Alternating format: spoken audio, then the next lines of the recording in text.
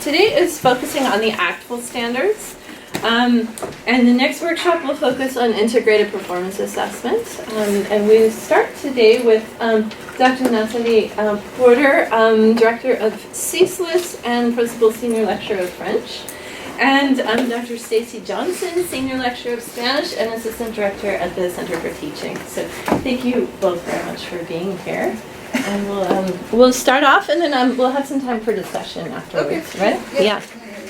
So before you can assess the task that your students have made, you actually need a little, you need to know the ACTFL standards.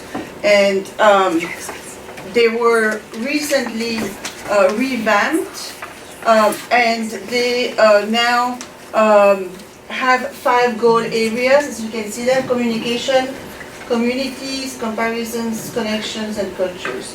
And I'm going to focus on communication, so communications in a variety of situations and for multiple purposes. And I'm going to focus on cultures, how your students need to learn to be culturally sensitive to the other cultures. And Stacy is going to focus on communities, how to use the language outside of your own community, how to use the language in L2 communities, comparisons and connections with other disciplines, for example. But she'll tell you more about the 3 differences. So what I'm going to do, I'm going to explain the communication and the cultures, and then I'm going to show you an example of what I did in medical French for those 2 examples, and then I'll have you work. Okay. Okay.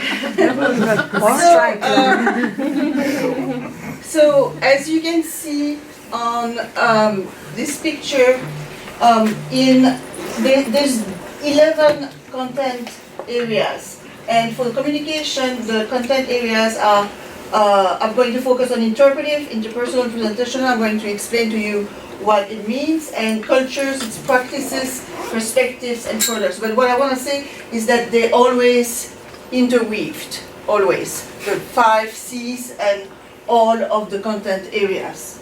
And Philly, if you could pass the sheet, because it's kind of small. So how many copies for you?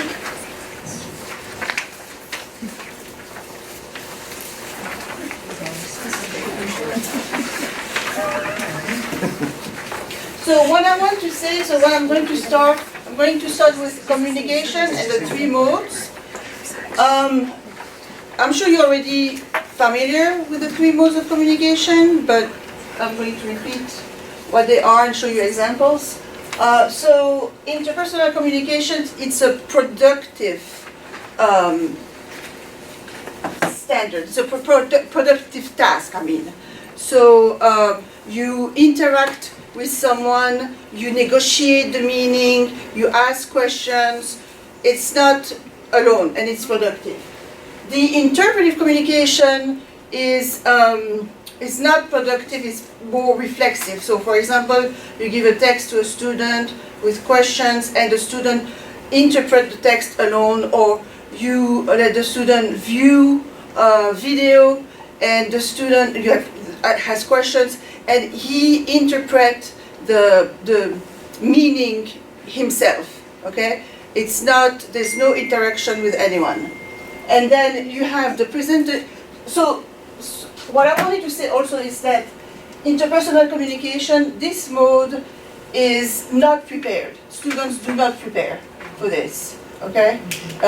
They have conversations about a film that they have seen, they have conversations about a text that they have read, but they have not prepared. Whereas presentational communication, they have prepared. It must be polished. They have, it could be, for example, a poster that they will explain to you. They have prepared that. It could be a debate. It could be storytelling, but everything is prepared. Okay, so I'm going to focus here. As I said, interpersonal communication, the learners interact and negotiate meaning in spoken, signed, or written conversations to share information, reactions, feelings, and opinions. Interpretive, they understand, interpret, and analyze what they hear, what they read, or what they see, okay? And presentational, they present concept ideas to inform and persuade and narrate, using appropriate media. And of course they have to, when you provide them, for all of them, when you provide them with materials, it has to be authentic materials. Okay. Then I'm going to give you this, so when you do the exercises you have more information.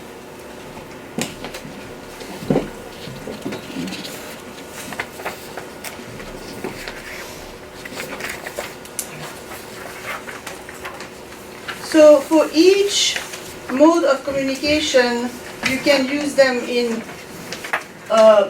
different types of communication: speaking and listening for interpersonal, reading and writing for interpersonal. For example, texting back and forth, that's an interpersonal task. Interpretive, as I said, they can analyze a poster, analyze a publicity alone, and think about it and write about it. And for presentational, examples are in speaking, they can tell a story, give a speech, do a theater play, everything is rehearsed. And writing, they can write short stories, or they can have a PowerPoint presentation, etc. And also, so the other C that I'm focusing on is cultures. They have to relate the cultural practices to perspective, which means they have to investigate, explain, and reflect on the practices and perspectives of the cultures that are studied. And they have to relate the cultural products to perspectives and reflect on the products and the perspectives of the other culture. So the example is from 2018 in my French for Profession class, and so the students were intermediate high, and the theme was genital female mutilation in the Francophone world. So it's not an easy, topic, especially if you have guys in your class. But it went well. So these are the tasks. To give you examples, the task for the interpretive mode that I used. First I used a UNICEF clip where they were in class and they had to see and listen to testimonies of women who had undergone female genital mutilation. And so they were from different Francophone countries. And so the students were watching this alone. They had a document with questions on, their feedback, what they thought, etc. And then they also had to read a case study. In that case study, there was also a testimony from actually a literature book. And then they had tables and graphs from the World Health Organization and UNICEF tables where they had to analyze the numbers and the practices in the different countries. For homework, they had to respond to questions, identify the causes, analyze individual and collective consequences of this practice on the local, national, and international level, and identify the public health tools that could be strategically used to prevent this practice. So all of these tasks were done alone. They didn't discuss it, okay? Then when they came back, and the cultural goal here, in this case, they were getting knowledge and understanding about the people who spoke, and they had to understand and interpret the culture of the people who live in the Francophone world, and not compare their reality to their own reality, and understand that it's very different. There's a lot of their background, as you know, background is different, everything is different. Religions is different, traditions, etc. So for the interpersonal task, when they came back, they discussed the testimonies of the women who had undergone that procedure, and they discussed the graphs, the case study. They talked about that. So it was more a conversation. They had not, rehearsed. They had not rehearsed what they were gonna say. They were exchanging opinions. And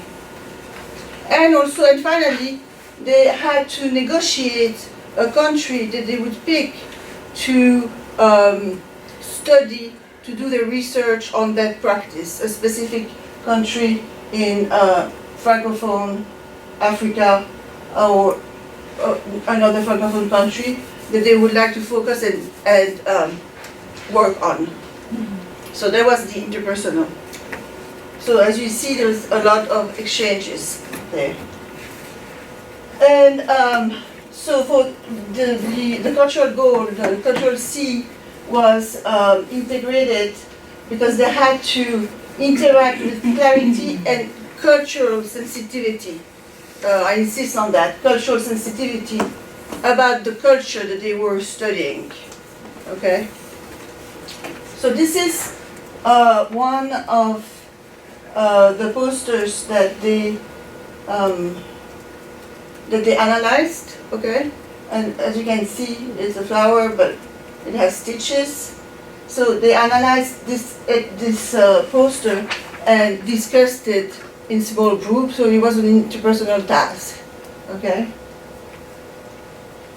And then finally, but that took several weeks. It was a whole unit. And finally, the presentational task that they had to do, they had to design their own infographics for sensibilization campaign to prevent female genital mutilation. So they had to do that. They had to prepare it together. So it was again interpersonal, but then they had to present it to the class, and they had practiced, they had rehearsed, so there was presentational speaking, okay? And then they had to participate in a roundtable in small groups about that topic. And each student had a different identity, a different profession. So one might have been a psychiatrist, one a gynecologist, and I always asked for someone in the group to be the journalist, to ask questions. I'm going to show you. Okay, this is one of the infographics that they created. Own Your Body, an organization against MGF.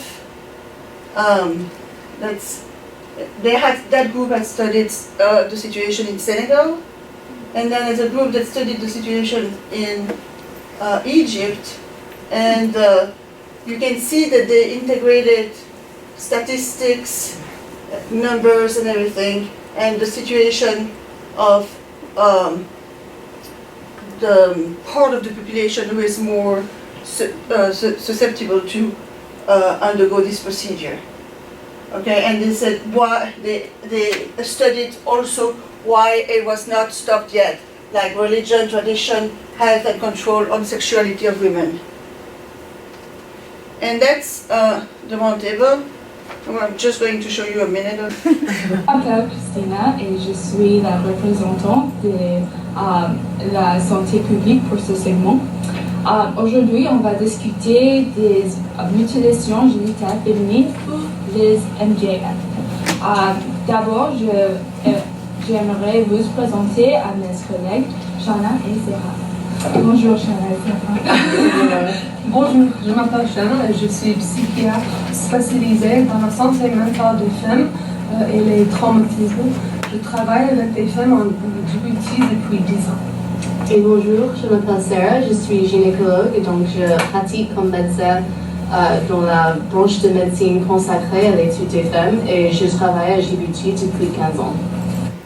Okay, so you see they had prepared the questions. Okay, so they had to consider the intended audience and the appropriate media also to for the presentation and how to deliver the message. And I must say that the product they delivered was polished and was, as you could tell, was well done. They had really, used all of the statistics that they had learned, that they had analyzed, and so this was the presentation mode. Okay, I don't know if you're gonna have time to do that. Okay, let's see if you listened. Okay, easy. I'm listening to you. Together. Interpersonal, intrapersonal, presentational. Okay. Students practice several times with feedback before giving the final overall performance.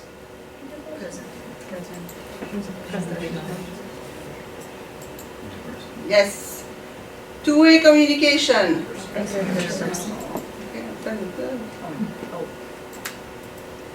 Demonstrates understanding of authentic materials. Interpretive. Spontaneous. Interpersonal. Interpersonal, yeah. Keeping the audience attention is important. Presentational. Student must react appropriately to what others are saying. Interpersonal. Okay. And use context clues to aid understanding. Interpretive. Okay. Okay.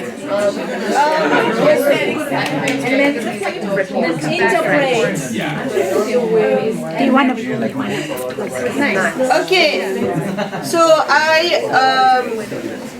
the conversations were very lively. So I suppose that you have a lot to say.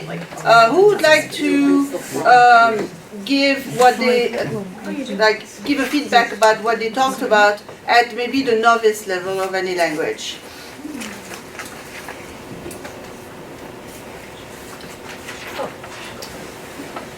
Okay, I will listen to you and then we listen to the Oh, sure. Okay. I created an activity around a music video by an electro band called The Blaze from France. And although this music video does not have French lyrics, the lyrics are distorted electronic music. You can't really discern what they're saying. For the interpretive task, I had students read a very short article. The two members of this band happen to be cousins, so I connect this activity to the family chapter in the book, and I have them answer true or false questions about what the cousins spoke to in the video. And then as we watch the video, which takes place in Algeria, I asked them about, do you know anything about the relationship between France and Algeria, and couch it within a discussion of colonialism. And then we watch the video and we have them, or I have them see like, oh, maybe that's the person's father, maybe those are their cousins, maybe those are their sisters. and then we build to the sentence level, create a simple sentence based on these screenshots. And then at the end I have them, perhaps this is presentational, I have them write an email or an email to a friend saying, I just discovered this new band, they're amazing, the video is about this, the musicians are cousins, etc., with certain points picked out that we've discussed throughout the activity. Great ideas, yeah. Danielle, you wanted to? Sure, absolutely. Today, actually, I taught my students about two regions about Brazil, o Sul and o Sudeste. And they had to read two blurbs in the book that describe those two regions. So it was interpretive mode, so they had to first read the text in Portuguese. And I had them some questions to make sure they checked the understanding, all the vocabulary was clear. Afterwards, I asked them to pair and ask for the long, because you have the true false question, but you also have the open-ended, to discuss the open-ended together. And afterwards, I divided them into two teams, and they had to present their countries. I mean, not their countries, but the two regions, and something specific about that particular region that could not be found anywhere else in Brazil. Okay, very good, yeah. And what about someone at the intermediate level? Michael first. So I teach intermediate German 1. So today, for my class today, my student did a Google slide where they had they had 4 students, so they did the Google slide on Flüchtlinge and refugees. So they had different topics, so they did the Google slide So they presented So they presented it in class. Okay. And as part of the activities for today's class, they watched 2 videos.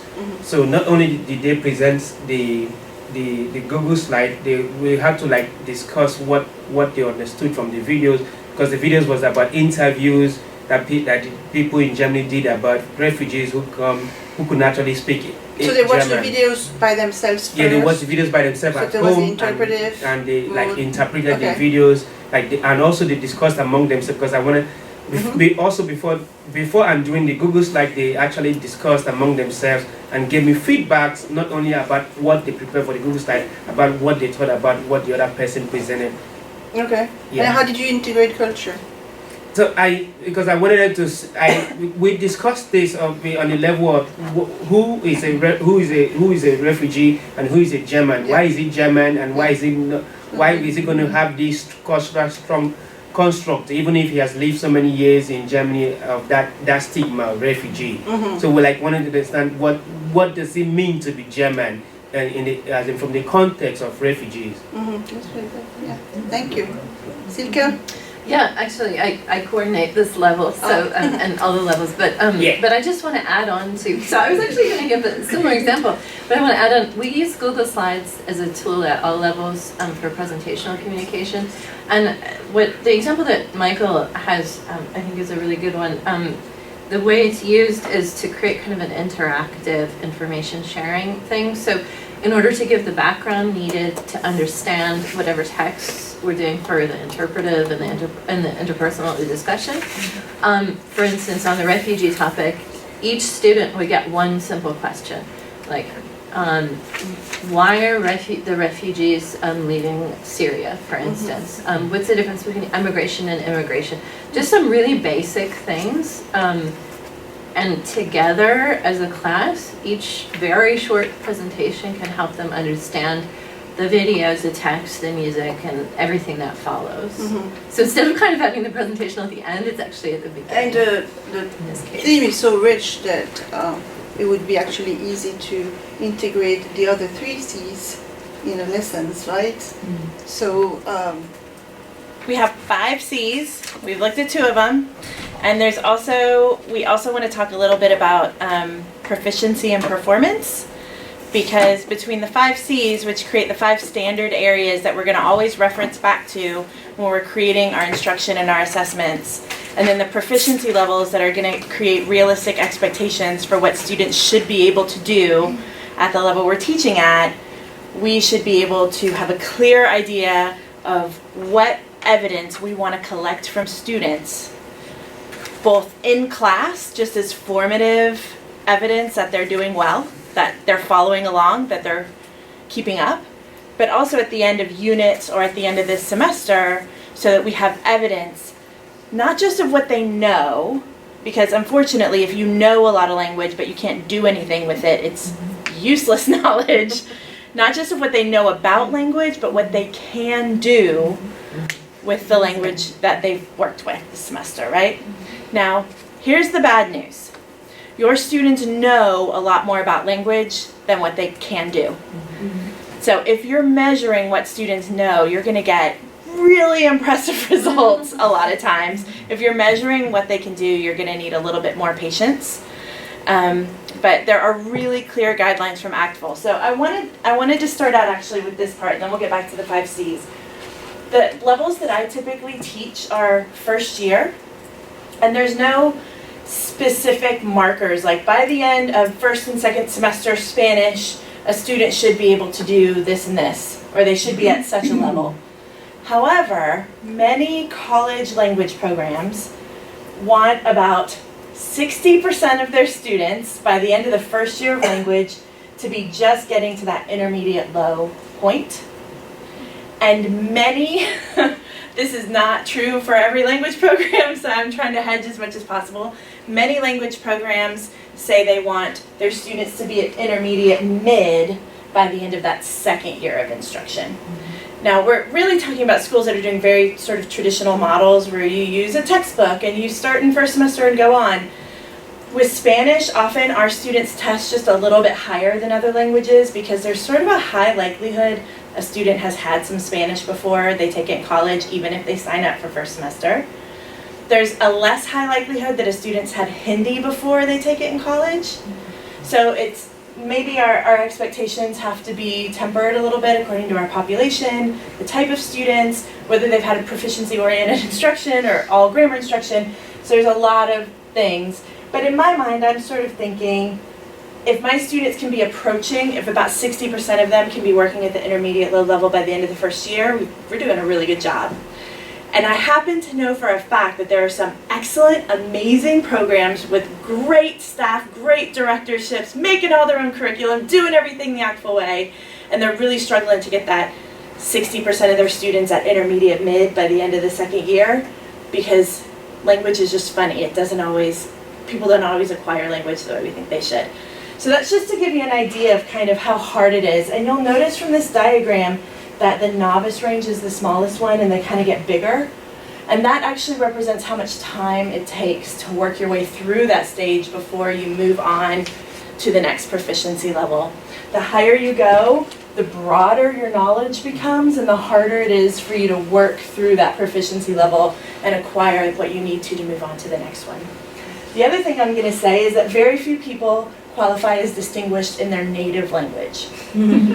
Our esteemed faculty here, who are native speakers, have doctorates in the specific literary tradition of the language they've been speaking their entire lives, often do.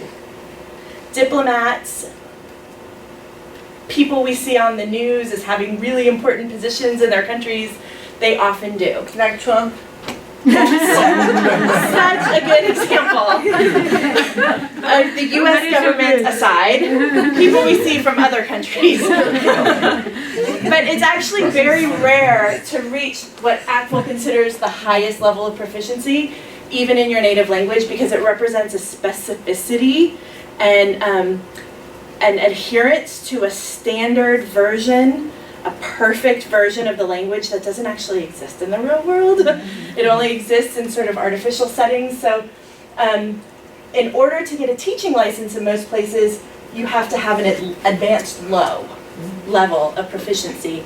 And for most four-year programs, Vanderbilt doesn't have a teacher education program in world languages right now, but in most four-year programs that are doing teacher education in world languages, they have to work hard to get their majors to advanced low and get them certified to teach. And often it requires a semester or a year of study abroad in addition to a traditional major, because advanced low is hard to do in 4 years. So I'm just trying to manage your expectations about where your students are going to fall, okay? Language is hard. The other thing I want to do is give you guys some of these worksheets. This is a worksheet that I use to audit my own instruction and sometimes in like methods courses. Thank you. to look at a lesson and really analyze. Oh, I forgot to keep one for myself. Can I have one? To look at a lesson and really analyze what is it this lesson is doing. A really common mistake with language instruction is to focus on communication at the expense of everything else.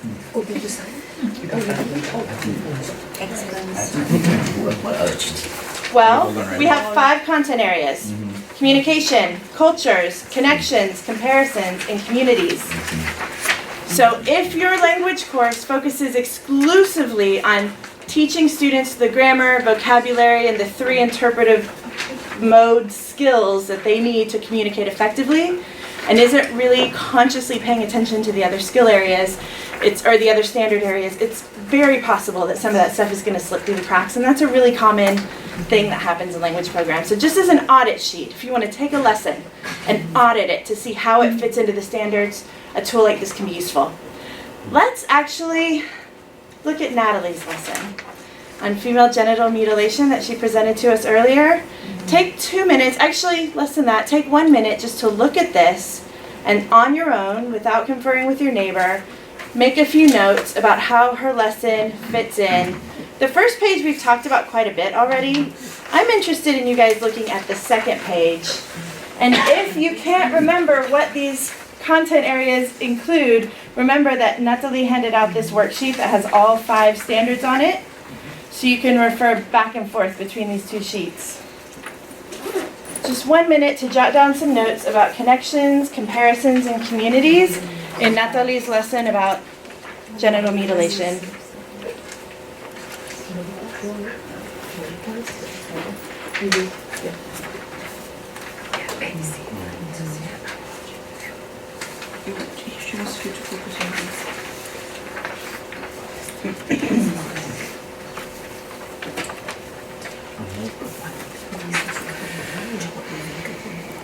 Do it in your own head first. We have on. Okay, that's fine. Okay, now that you've had a chance to think about it, turn to the people around you and ask them, hey, what did you get for communities? How did Natalie's presentation fit into comparisons?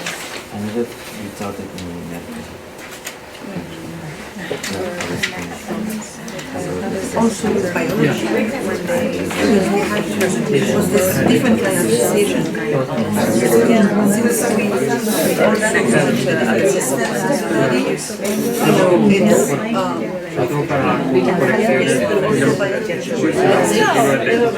I thought for communities that stood out to me because you have to look at different organizations, right? I think that would count as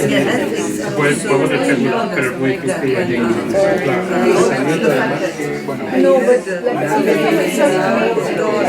yeah, and even if we look at culture-wise, I know a lot of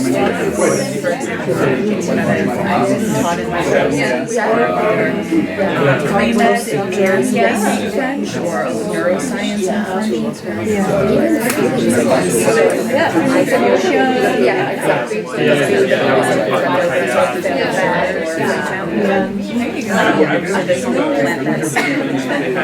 when the main thing is she mentioned that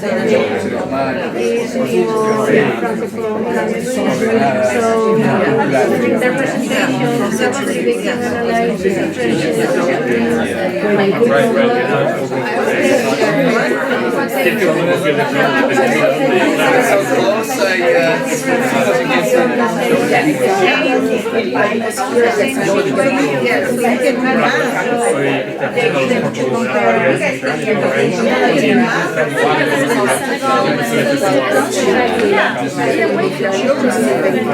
and that also comparison.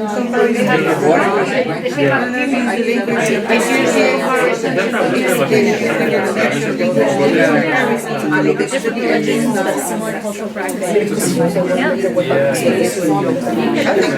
They were exposed to someone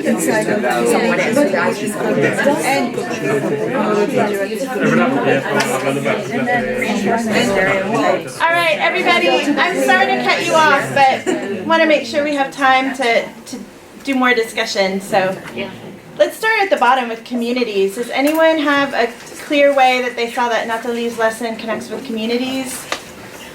Yes. Did I say that they were reading or listening to interviews? Yes. I think that counts. The interviews from actual L2 speakers telling their first-person accounts of what life is like in their community, right? Definitely. Yes. I guess like professional communities, like them engaging with different organizations that work with us. That's amazing. Professional communities and therefore the virtual communities that those professional communities are holding up, right? Ways for them to engage long-term with UNICEF or with other organizations, with nurses around the world who are engaged in this particular issue. Love it. Creating the poster based on the community, like a Francophone community, right? It's like different Francophone The presentational product was specific to a community, not the French-speaking world, but Egypt. Great. How about comparisons? Well, each student was presenting about a specific community, so you can establish the comparisons between the different communities, I guess. That's amazing. So if we had, in the same class, if we had several groups of students who were presenting on different communities, we could compare the statistics, the values, the perspectives among those communities. Practices in different countries. Practices in different countries. Now, Natalie at some point I believe said that she tried to avoid having her students speak too much as Americans from their own perspectives and to try to sort of put themselves in other people's shoes. How do you achieve that, skipping the comparison stage? Well, or do you... looking at the religion and the traditions of each Francophone community and where they come from. I actually had a student, remember Philly from Ethiopia? Yeah. And she called her grandmother to have the information from Ethiopia. That's amazing. And I would say that the big problem with cultural comparisons tends to come when we do things like, now talk about how Americans do this, and now talk about how Germans do this. Well, Americans don't do it any particular way because I'm American, you're American, Ethiopian grandma's American, right? Everyone who lives here is American. There's no specific cultural norm for almost everything that we do. And so starting to understand that no culture is a monolith, and that if I compare my practices to other people in the room, we're going to find a lot of variation, and we're going to find that same level of variation within the target culture. So I can compare what I typically do, or we can read a story about someone in the US and then compare that particular story to a particular story in Egypt, right? Starting to reduce the scale at which we do the comparisons can make it more effective. Sure. Have students, but you have to compare. I mean, you cannot not compare. It's one of our standards. Not only compare culture, but also compare language. So we want our classrooms to have be a rich target language environment, but students have linguistic repertoires that work very well for them. And so helping them understand, in your language, you say things this way, but in the language we're studying, it's a little different. Make that comparison and consciously recognize linguistically, culturally, in lots of different ways, you're going to have to do things differently or think about things differently. It's part of our standards, so how are we going to work it in, I guess, is the hard part. And I think the most important comparison is the socioeconomic comparison. Not just It's a big assume it's a culture, you know, like a little gem that is colorful. But really, what do you compare when you had in your example, the non-educated and the poor are really the victims of this. So how does the country's elite compare to us, and then go down from there? And there is a nuanced comparison, right? I mean, so there is many. both nuanced and objective at the same time. And I think there are so many ways to slice comparison in a way that's harmful too. This big group versus this big group, monolith, we're all the same. Whereas reducing the scale and figuring out what are the specific elements that we want to look at and compare can be a lot more fruitful. What about connections? How did Natalie's lesson help students make connections to other disciplinary content areas or to other things that they already knew or had learned? Yes? Well, we specifically talked about biology, for example, how it connects to especially anatomy, physiology. We also talked about the math for statistics. We can ask students to analyze the statistical research. Awesome. For for the number of women in the female genitalia relation. Yeah. Yeah. I think this is one of the things that's really essential to do with the lower levels. So we're talking about a higher level course here, but in a first semester novice course, we can teach students to look at statistics, analyze statistics, and make math one of the content areas that we make really strong connections to. Like 32% of the people in this country say this, 42% of the people in the country we're living in currently say this. What does that mean about, the two perspectives? How can we analyze the numbers we're looking at? You could also ask them, you can also ask them to analyze the statistic itself, whether it's well done or not. Because I don't know if I could do that, I'm not you can ask students to. Yeah, and that's a good thing about language learning in the sense that a student can teach you too, in a sense where I'm not a statistician. Yeah. So who knows, maybe there's a student who's interested in statistics and can tell me about how this statistics was done, whether it was done correctly or could have been modified. That actually, for me, brings me back down to some of the questions in the comparison. Students don't only have a linguistic repertoire already in place, but they have a ton of knowledge about the world and experiences that we can bring to bear in the classroom as well. And I love that. Okay, and I think Natalie did a really good job of breaking down how she hits the communication and culture really specifically. So the next thing is I want you to just think about the lesson that you presented to your colleagues a minute ago, the lesson that you analyzed. Are you using all the modes of communication? Are you using the culture standard? We don't have time to analyze it to say, how can you make sure you're including comparisons, communities, and connections? Although obviously that's the next thing for you guys to go on and do on your own. How are you making sure that your lessons bring all the standards together in an interwoven way? But the next thing to think about is what evidence would that lesson collect from students that would demonstrate that they can indeed meet the goals of the lesson. So your lesson was the music video. I really liked your lesson. Thank you for sharing it. So it's on Language Panda. Presenting this music video, talking about the people who created it, their cultural context, their family relationships, thinking about how it hits all the 5 C's.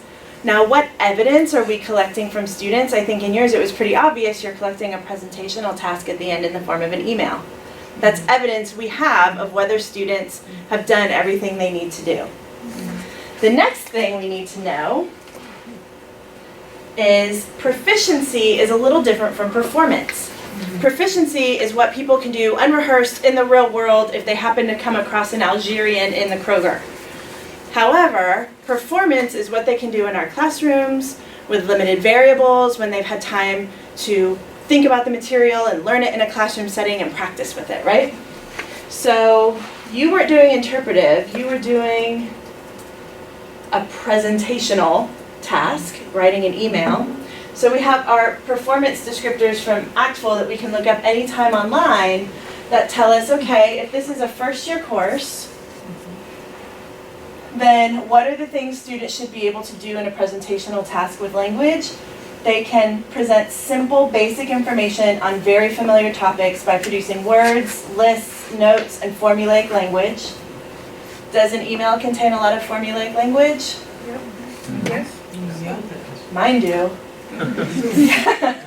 Yeah, I hope this email finds you well. If you get an email from me and I say that, it's not that I don't really hope it finds you well. I do hope it really finds you well, but that's just how you always say it in a letter, so that's how I say it in my emails. Create a message in some personally relevant context. Is writing to a friend about a cool music video you saw personally relevant? It feels that way. That relates to basic biographical information. We're not analyzing the musical quality. We're analyzing the relationships between people, their function as artists and as family members. Biographical information seems to fit really well. They may show emerging evidence of the ability to create messages in highly practiced contexts. They may be able to produce words and phrases in highly practiced sentences. So this is giving me sort of a measure by which to compare this product I've asked students to do. One thing that you have to know is, because I'm always shooting for intermediate low, so I want to show you guys this right here.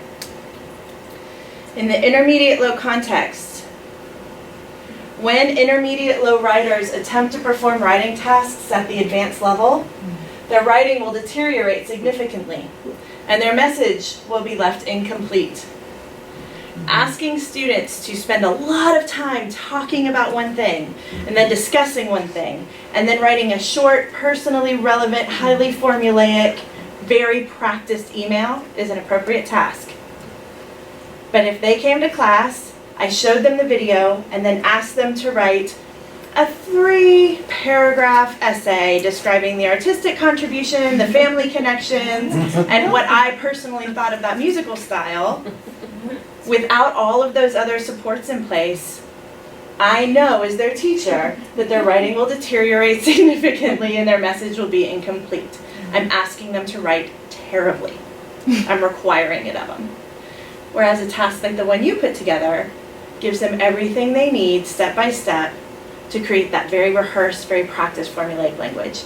Now, if they are in a proficiency setting where someone says, you have to write an email right now, they might not be able to have that same high level of email writing in a real world setting because they don't have all the supports in place. But performance is what we measure in the classroom, and it's okay to set students up for success. Yeah. That's all I had to say. Natalie? I just wanted to add that we didn't touch on the can-do statements because it's such a vast area. You have to save that for next time. Yeah, sure. I mean, you can touch or on you can it, just but we access can them, elaborate on it. you know, on the ACTFL website. Absolutely. And actually, here, I'm going to give you. There's a link here. There's like a shortened, very shortened lesson plan template from ACTFL. But we didn't have enough time today, but it has the link for all of the can-do statements.